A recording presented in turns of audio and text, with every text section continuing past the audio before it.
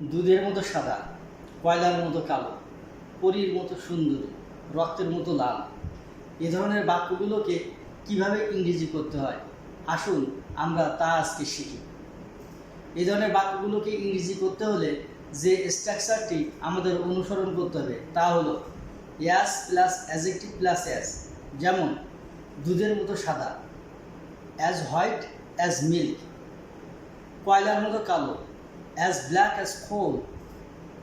রক্তের মতো লাল, as red as blood. পরীর মতো সুন্দরী, as beautiful as Angel.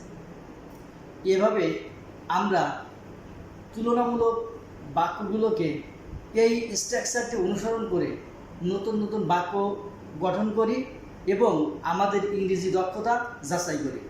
Now I'd like to request all of my guys, please make new sentences like this way and enhance your English speaking power.